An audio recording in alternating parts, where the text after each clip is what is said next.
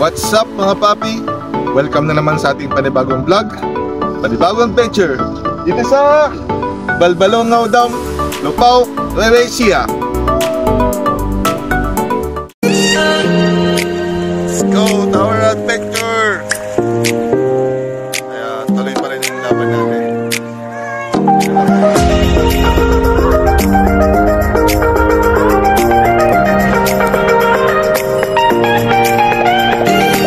Ang Balbalongaw Dam ay bagong proyekto ni President Bongbong Marcos na pinasinayan 2 months ago. Ayan. So bago pa lang yung dam na to. So makikita natin, hindi pa po magagamit yung kanyang spillway. Pero kapag dumating ng tagulan at napuno ng tubig yung dam na to, so ito na yung magiging lagusan ng tubig, yung spillway. Kaya so tara, tapitan natin yung Balbalongaw.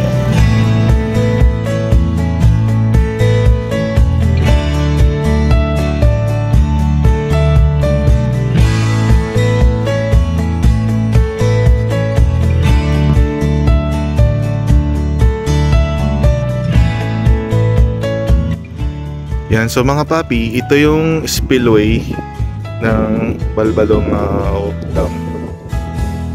Pero wala pa kasing tubig yan kasi summer. So ito yung magiging spillway ng dam pa natin.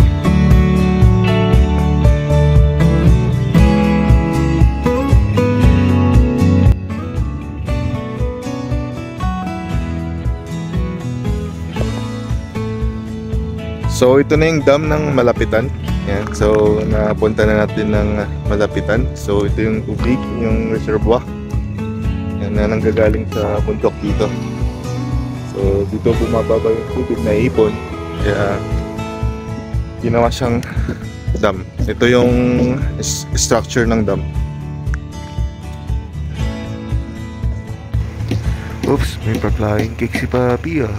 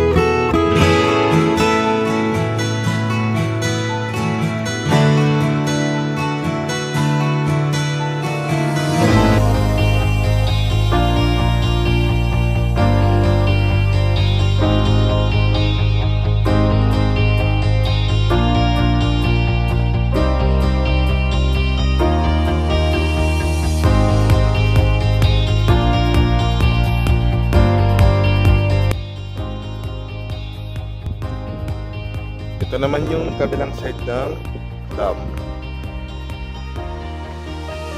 So bawal maligo dito. Hindi pwede. At ito naman yung kabilang side ng dam sa water reservoir. Ganda dito. So So bago lang yung dam na to, kaya you must visit this place. Yan, dito lang yan sa Lupao, Nueva Ecija.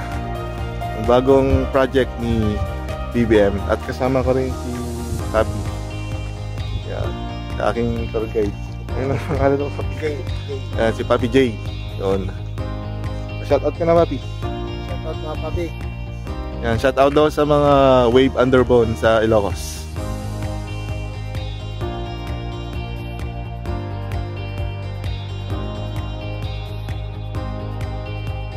Welcome na naman sa ating panibagong vlog, panibagong adventure dito sa Balbalungaw Dam, Lupao, Nueva Ecija.